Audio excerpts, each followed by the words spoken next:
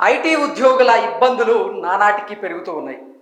Software రంగం ఇప్పుడు ఒడిదుడుకులను ఎదుర్కొంటూ ఉంది. నిజంగా ఒక రకంగా చెప్పాలి అంటే కొన్ని దేశాల్లో ఈ సాఫ్ట్వేర్ రంగం రెసిషన్లో ఉంది. అందులో భాగంగానే ఎన్నో సాఫ్ట్వేర్ కంపెనీలు అయితే ల్యాప్లను ప్రకటిస్తూ ఉన్నాయి. పింక్ స్లిప్ ఇచ్చి ఆ సంస్థలో పనిచేస్తున్నటువంటి ఉద్యోగులకి ఉద్వాసన పలుకుతూ ఉన్నాయి. ఈ నేపథ్యంలోనే ఇప్పుడు 4 కంపెనీలు ఆ సంస్థల్లో పనిచేస్తున్నటువంటి ఐటీ ఉద్యోగులు ఎవరైతే ఉన్నారో వారికి ఉద్వాసన పలికేందుకు సిద్ధంగా ఉన్నాయి. దాని ప్రకారంగా చూసుకున్నట్లయితే ఆ 4 ఐటీ కంపెనీల్లో మొత్తంగా 42,000 మంది ఐటీ ఉద్యోగులు వారి ఉద్యోగాలను కోల్పోబోతూ ఉన్నారు. నేను చెప్తున్నటువంటి ఆ 4 కంపెనీలు కూడా ఐటీ దిగ్గజ కంపెనీలు. ఆ 4 కంపెనీల్లో ఇప్పుడు 42,000 మంది ఉద్యోగులు తొలగించబడేందుకు సిద్ధంగా ఉన్నారు. ఆ 4 కంపెనీలు ఏంటి, అవి ఎందుకు తొలగించిపోతున్నాయి అనేది ఒకసారి మనం పూర్తి స్థాయిలో విశ్లేషణ చేసుకునేటువంటి ప్రయత్నం చేద్దాం. India's top 4 IT services companies TCS, Infosys, Wipro and HCl technologies have collectively reduced their headcount by over 42,000 employees in the past 2 years. So గడిచినటువంటి 2 సంవత్సరాల్లో ఈ 4 కంపెనీలు అయినటువంటి టీసీఎస్ కానివ్వండి, ఇన్ఫోసిస్ కానివ్వండి, అలాగే విప్రో కానివ్వండి, హెచ్సిఎల్ టెక్నాలజీస్, ఈ 4 సంస్థలు గడిచినటువంటి 2 సంవత్సరాల్లో 42,000 మంది ఉద్యోగాలను అయితే ఆ సంస్థల నుంచి తొలగించడం జరిగింది. నిజంగా దీన్ని బట్టి అసలు సాఫ్ట్వేర్ రంగం ఇప్పుడు ఎంత ఒడిదుడుకుల్ని ఎదుర్కొంటుంది అనేది మనం పూర్తి స్థాయిలో విశ్లేషణ చేసుకోవచ్చు.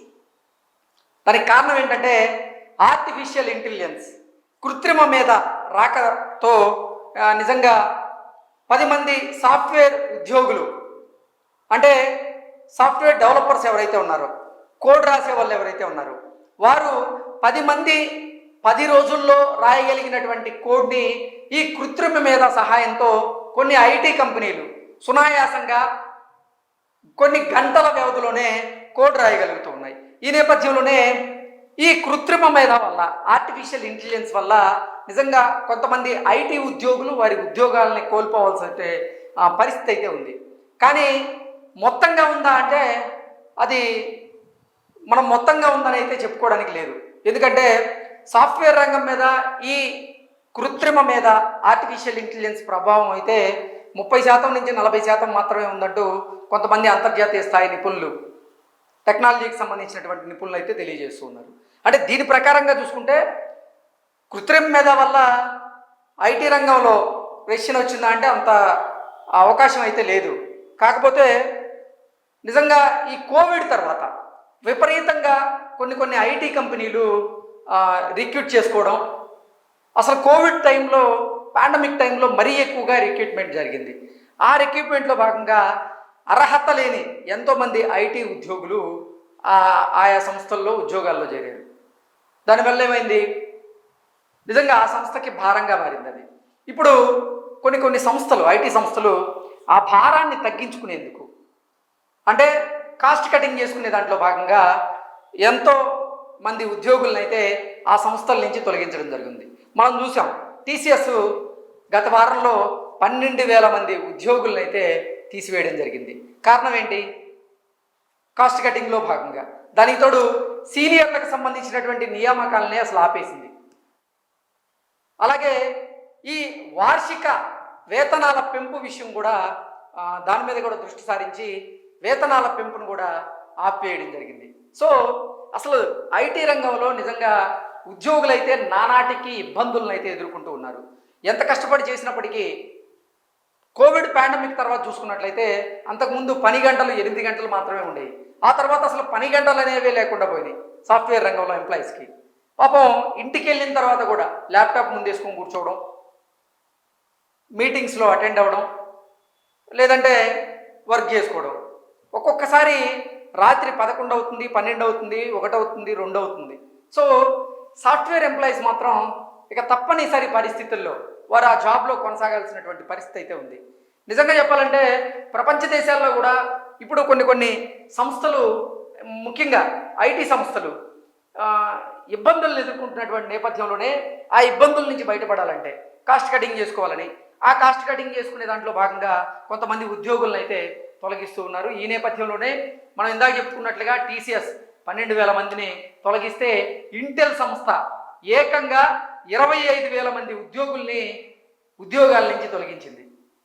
గూగుల్ సంస్థ ఒకసారి 11,000 మంది ఉద్యోగుల్ని, మరోసారి 10,000 మంది ఉద్యోగుల్ని, ఇలా గడిచినటువంటి 1 ఇయర్లోనే 30,000 మంది ఉద్యోగుల్ని గూగుల్ సంస్థ తొలగించినట్లుగా కొన్ని వార్తలు అయితే చూసాం. దానికి తోడు ఇన్ఫోసిస్ సంస్థ ఏం చేస్తుందంటే ఈ మధ్యకాలంలో అన్ని సంస్థలు కూడా ఈ రెస్ట్రిక్షన్స్ వల్ల ఉద్యోగుల్ని తొలగిస్తూ ఉంటే ఇన్ఫోసిస్ సంస్థ మాత్రం సీనియర్ల నియామకాన్ని ఆపేసి వీళ్ళు ఏం చేస్తున్నారంటే ఫ్రెషర్ల నియామకాన్ని చేస్తూ ఉన్నారు. 20,000 మంది ఫ్రెషర్స్ని వీళ్ళు ఉద్యోగాల్లోకి తీసుకునేలాగా రూపకల్పన సిద్ధం చేసుకున్నారు. వీళ్ళు నిజంగా అన్ని కంపెనీలు కూడా లే ఆఫ్లు ప్రకటిస్తూ పింక్ స్లిప్లు ఇస్తున్నటువంటి నేపథ్యంలో ఇన్ఫోసిస్ ఒక స్టెప్ నిజంగా ఒక డేర్ స్టెప్ వేసింది. ఆ డేర్ స్టెప్లో భాగంగానే సీనియర్ ఎంప్లాయీస్ ఎవరైతే ఉన్నారో వారికి అంటే జీతభత్యాలు పెంచకుండా ఫ్రెషర్స్ ఎవరైతే ఉన్నారో గ్రాడ్యుయేట్లు దాటిన వాళ్ళు, పోస్ట్ గ్రాడ్యుయేట్ దాటిన వాళ్ళు ఎవరైతే ఉన్నారో ఫ్రెషర్స్, వాళ్ళని 20,000 మందిని విధుల్లోకి తీసుకొని వాళ్ళకి ప్రత్యేకంగా ట్రైనింగ్ ఇవ్వడం, ముఖ్యంగా చెప్పుకోవాలంటే ఆర్టిఫిషియల్ ఇంటెలిజెన్స్ మీద ప్రత్యేకంగా ట్రైనింగ్ ఇచ్చేందుకు వాళ్ళు తగిన ఏర్పాట్లు అయితే చేసుకున్నారు. ఇలా ఇన్ఫోసిస్ సంస్థ మాత్రం ఇప్పుడు ఫ్రెషర్స్ని రిక్రూట్ చేసుకునే పనిలో బిజీగా ఉంది.